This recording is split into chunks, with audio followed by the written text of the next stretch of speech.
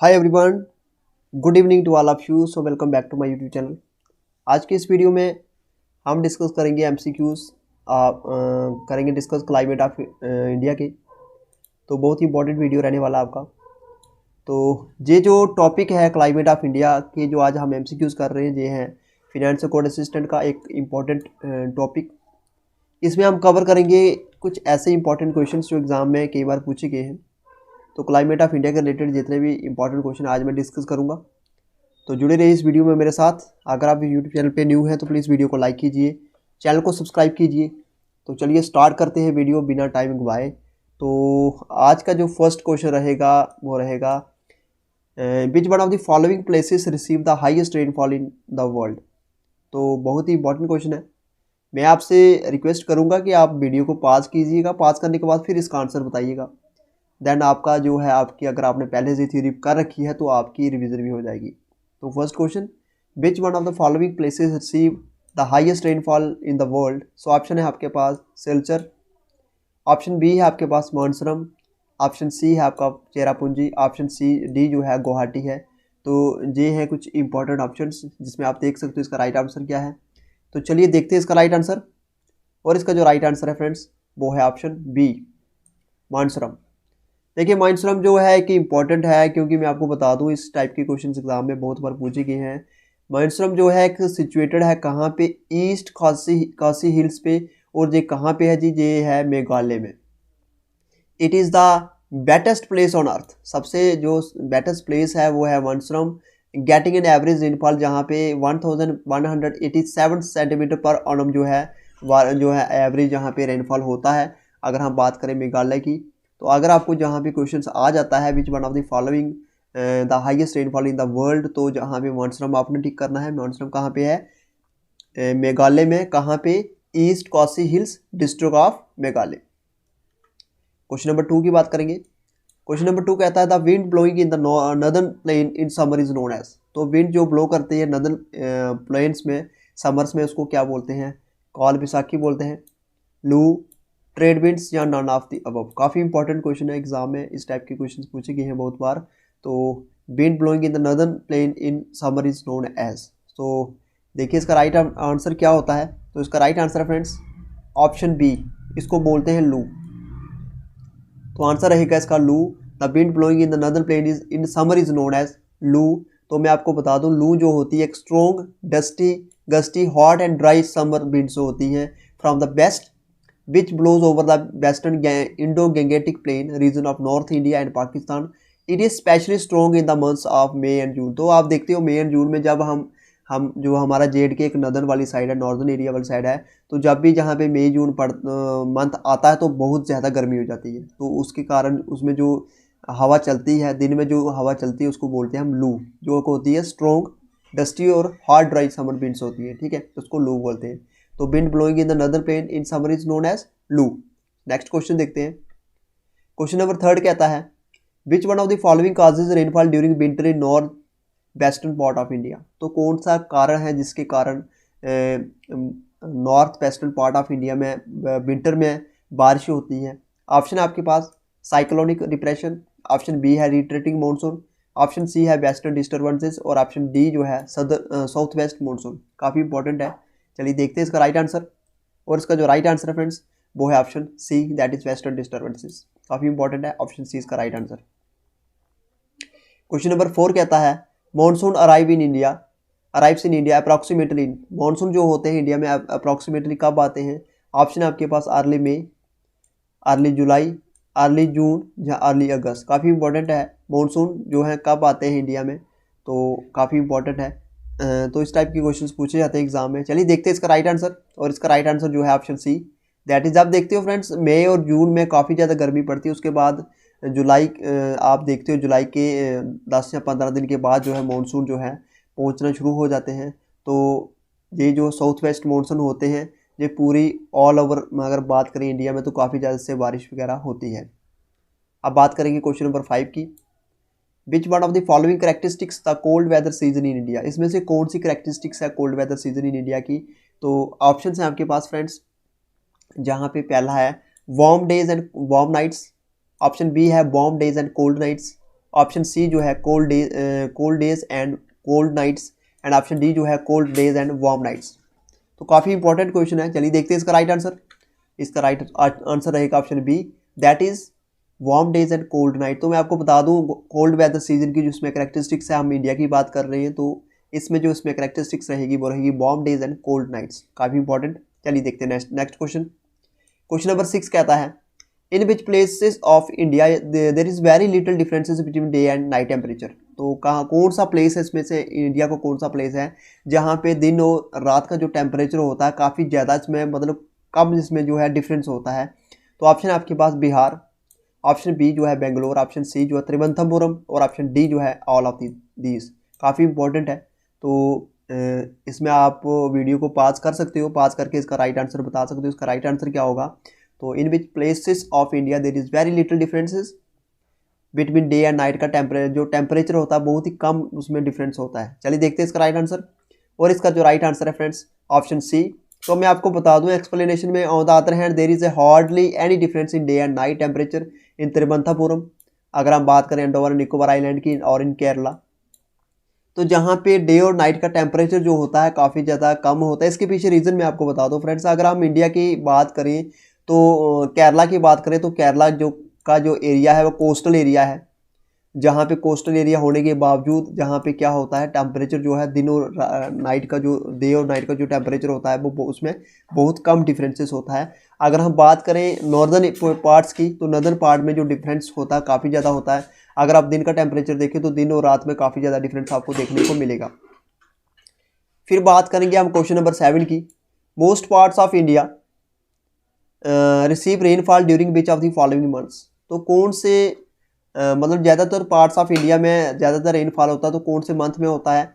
Option है आपके पास जून to September, option B जो है आपके पास मई टू जुलाई, ऑप्शन सी जो है सितंबर टू मार्च, और ऑप्शन डी जो है नन ऑफ दिस। काफ़ी इंपॉर्टेंट है, which most part of India receive rainfall during which of the following months. तो देखिए इसका राइट आंसर क्या होता है, आप गैस करके बता सकते हो इसका राइट आंसर। तो चलिए देखते हैं इसका राइट आंसर, और इसका जो राइट आंसर है option A, that is June to September. जून से लेकर सितंबर तक जो इसका हाईएस्ट रिसीव रेनफॉल करती है most part of the India में। ज़्यादातर रेनफॉल कब होता है, जून से लेकर सितंबर तक। तो मैं आपको बता दूं जहाँ पे most part of the country receive rainfall from September June to September, but some parts like Tamil Nadu coast gets a large portion of its rain during October and November. तो मैं आपको बता दूं बहुत सारे जो मोस्टली पार्ट्स ऑफ इंडिया में जो रेनफॉल होता है वो जून से लेकर सितंबर तक होता है। मगर अगर आप बात करें तमिलनाडु की, तमिलनाडु कोस्ट की बात करें, तो इसका जो लार्ज पोर्शन है जहाँ पे रेनफॉल जो होता है वो होता है अक्टूबर से लेकर नवंबर तक। ये कब होता है, जब मानसून रिट्रीट करते हैं, ठीक है, जब मानसून रिट्रीट करते हैं तब जहाँ पे ज़्यादातर बारिश कहाँ पे होती है, तमिलनाडु में होती है। अब बात करेंगे क्वेश्चन नंबर 8 की। क्वेश्चन नंबर 8 जो है, काल बैसाखी इज एसोसिएटेड विद, काफ़ी इंपॉर्टेंट है। काल एसोसिएटेड किससे एसोसिएटेड है, पंजाब से है, उड़ीसा से है, कर्नाटका जहाँ वेस्ट बंगाल, काफ़ी इंपॉर्टेंट। तो Kal Baisakhi is associated with, तो चलिए देखते हैं इसका राइट आंसर क्या होगा। तो आप अगर आपको राइट आंसर पता है तो आप गैस करके बता सकते हो इसका राइट आंसर। तो इसका राइट आंसर है friends option D, that is west Bengal. West Bengal is the right answer. तो मैं आपको बता दूं वेस्ट बंगाल में जहाँ पे इस टाइप के स्टॉर्म्स को क्या बोला जाता है, काल बैसाखी बोला जाता है। और अगर बात करें काल बैसाखी की, तो काल बैसाखी एक लोकल थंडर स्टॉर्म्स है associated with violent winds, torrential downpours often accompanied by hail. और दीज ऑकर इन, ये ज़्यादातर कहाँ पे होता है, ये ज़्यादातर ऑकर होता है वेस्ट बंगाल में, काफ़ी इंपॉर्टेंट है। चलिए नेक्स्ट क्वेश्चन, क्वेश्चन नंबर 9 की बात करेंगे। What do you mean by weather. Weather से आप क्या समझते हैं, वेदर क्या होता है। एक ऑप्शन है आपके पास, option A state of the atmosphere over an area at any point of time, option B envelope of area surrounding earth, option C जो है जनरलाइज मंथली एटमॉस्फेरिक कंडीशंस, और नन ऑफ दीज। काफ़ी important है। तो what do you mean by weather, तो जहाँ पे आप गैस कर सकते हो इसका राइट आंसर क्या होगा। तो चलिए देखते हैं इसका राइट आंसर, और इसका राइट आंसर जो है ऑप्शन ए रहेगा, that is state of atmosphere over an area at any point of time. तो मैं आपको बता दूं जहाँ पे एक्सप्लेनेशन में फ्रेंड्स बता दूं आपको, वेदर रेफर करता है state of atmosphere over an area at any point of time. The element of वेदर्स and climate, और इसके जो एलिमेंट्स होते हैं उसको बोलते हैं टेम्परेचर, एटमॉस्फेरिक प्रेशर, उसके बाद ऑप्शन सी में आप इसको देख सकते हो, इसका एटमॉस्फेरिक प्रेशर के बाद इसको विंड्स, विंड्स के बाद ह्यूमिडिटी एंड प्रेसिपिटेशन। तो इसके जो क्लाइमेट और वेदर की जो क्लाइमेट और वेदर की जो आप देख सकते हो करेक्टरिस्टिक्स या एलिमेंट्स, इसको सॉरी इसके एलिमेंट्स देख सकते हो, आप बता सकते हो। तो देखिए जब भी वेदर, जब भी कोई सर्वे, जब भी आपको कोई क्लाइमेट देखना हो, जहाँ सॉरी वेदर देखना हो, तो कल का जो मौसम होगा वो कैसा होगा, तो आप कभी भी उसको ये नहीं बोलोगे कि कल का क्लाइमेट कैसा होगा। आप कभी भी ऐसे नहीं बोलोगे कल का क्लाइमेट कैसा होगा। आप जब भी यूट्यूब में आप किसी गूगल में सर्च करोगे तो आप वहाँ पे देखोगे कि वेदर रिपोर्ट, आप आज की वेदर रिपोर्ट क्या है या कल की वेदर रिपोर्ट क्या होगी। तो वेदर होता है एक पर्टिकुलर, आज का जो वेदर है, वेदर उसमें चेंजिंग होती रहती है, क्योंकि आज सुबह अगर धूप है तो दोपहर को हो सकता है बारिश हो, और उसके बाद शाम को फिर से मौसम साफ हो जाए। क्लाइमेट होता है एक पर्टिकुलर एरिया का, 30 ईयर से आप ज़्यादा देखते हो कि उसका एक सेम एरिया रहता है क्लाइमेट का। तो मैं आपको बता दूं, उसमें आप पर्टिकुलर बोल सकते हो कि उस एरिया का क्लाइमेट ऐसा है। जैसे कश्मीर का क्लाइमेट ठंडा है तो आप उसको बोल सकते हो उसका क्लाइमेट जो है ठंडा है। मगर वेदर जो होता है, वेदर उसकी चेंजिंग होती रहती है, कॉन्स्टेंटली उसकी चेंजिंग होती रहती है। तो ये डिफरेंस है बिटवीन वेदर एंड क्लाइमेट। अब next section question number 10, which one of the following is an element of weather and climate. इसमें से कौन सा वेदर और क्लाइमेट का एलिमेंट है, काफ़ी इंपॉर्टेंट है, ऑलरेडी मैंने आपको बता दिया। Atmospheric pressure, temperature, option C humidity, या option D all of these. काफ़ी इंपॉर्टेंट है। चलिए देखते हैं इसका राइट आंसर क्या होगा। आप अगर आपको राइट आंसर पता है तो आप इसका गैस करके बता सकते हो इसका राइट आंसर क्या होगा। सो ऑप्शन डी जो है ऑल ऑफ दीज, क्योंकि ये सारे के सारे जितने भी हैं जो एलिमेंट्स हैं वेदर और क्लाइमेट के, तो मैं आपको बता दूं एलिमेंट जो हैं वेदर और क्लाइमेट के, जैसे टेम्परेचर हो गया, एटमॉस्फेरिक प्रेशर हो गया, विंड्स होगी, ह्यूमिडिटी और precipitation, these are the elements of weather as well as climate. अब बात करेंगे क्वेश्चन नंबर 11 की, which prevents the south west monsoon winds from escaping from India. तो कौन सी जो साउथ वेस्ट मानसून जो होता है उसको विंड्स को कौन करता है, स्केप करता है इंडिया में। तो ऑप्शन है आपके पास the Indian deserts, option B जो है हिमालयाज, ऑप्शन सी जो है low pressures over central Asia, option D जो है नॉन ऑफ दिस। काफ़ी इंपॉर्टेंट है। तो चलिए देखते हैं इसका राइट आंसर क्या होगा। और इसका जो राइट आंसर है friends option B, that is Himalayas. देखिए जितनी भी साउथ वेस्ट मानसून जो होता है, साउथ वेस्ट मानसून जो विंड्स होती हैं इस्केपिंग फ्रॉम इंडिया, देखिए जैसे ये हिमालय है, अगर आप नॉर्दर्न वाली साइड में देखो, नॉर्थ ईस्ट वाली साइड में देखो, तो ये सारा का सारा ऊपर वाला एरिया जो हिमालयाज है। तो जितनी भी जो कोल्ड विंड्स होती हैं, जहाँ पे जो हिमालय क्या करता है, प्रिवेंट करता है इंडिया को, इंडिया में आने से हिमालय क्या करता है, उसको रोकता है। तो जहाँ पे ऑप्शन जो रहेगा वो रहेगा हिमालयाज। काफ़ी इंपॉर्टेंट है। तो मैं आपको बता दूं जहाँ पे हिमालयस के, तो हिमालय प्रोटेक्ट करता है सब continent from extremely cold winds from central Asia. जितनी भी सेंट्रल एशिया से कोल्ड विंड्स आती है, आगे हिमालय जो है एज अ बैरियर काम करता है, वो सारी की सारी विंड्स जो है जहाँ पे रोक देता है। आप देख सकते हो नॉर्थ ईस्ट वाली पोर्शन में। This enable northern India to have uniformly higher temperature. काफ़ी इंपॉर्टेंट।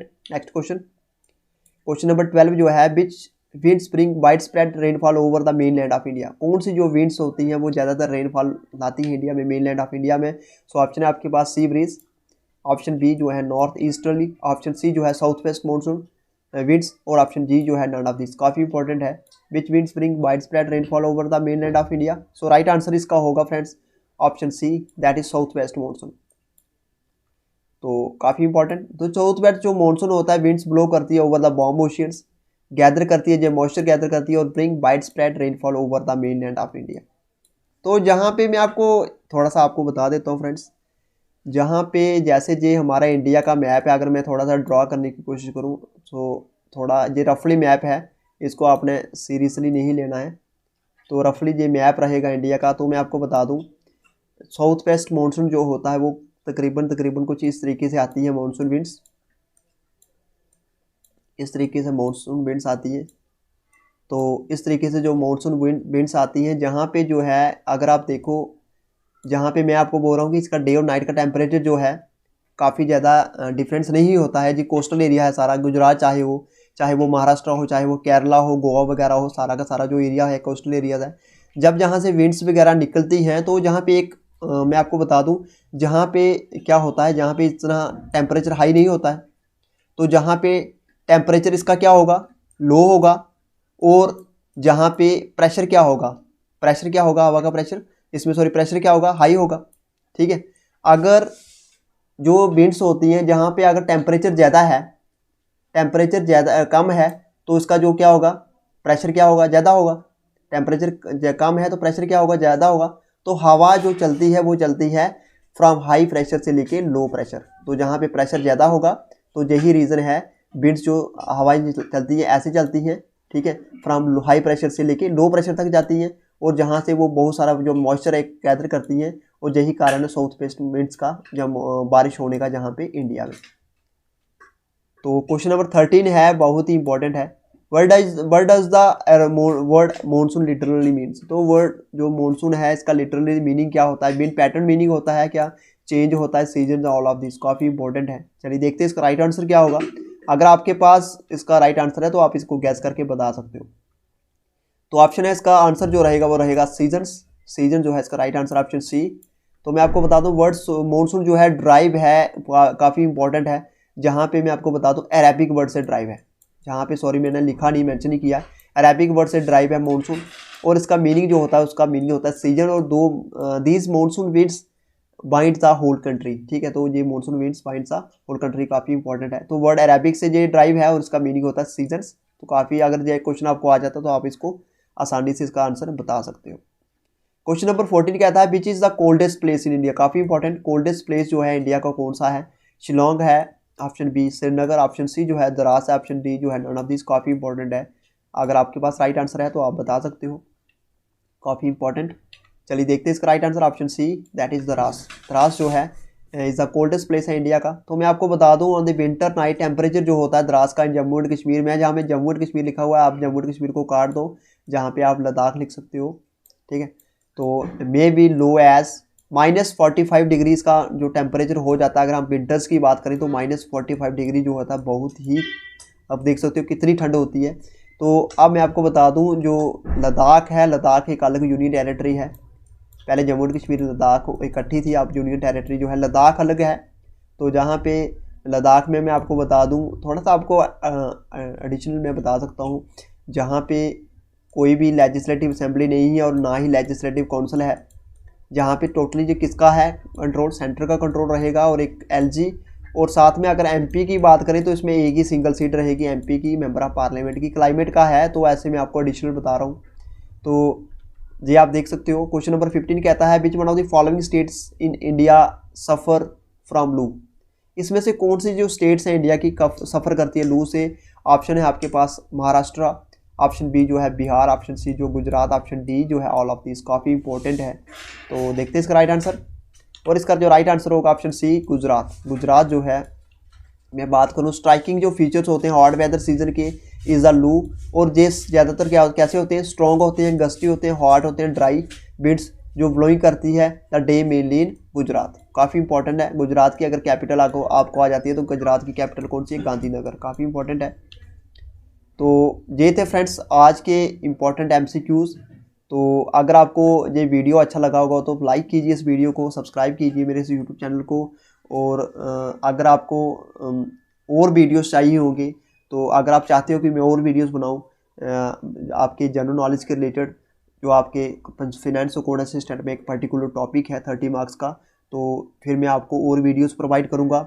ये था आज का वीडियो। तो ज़्यादा से ज़्यादा वीडियो को शेयर कीजिए, लाइक कीजिए इस वीडियो को, सब्सक्राइब कीजिए मेरे इस यूट्यूब चैनल को। मिलते हैं नेक्स्ट वीडियो में एक नई टॉपिक के साथ। तब तक के लिए good bye friends and take care.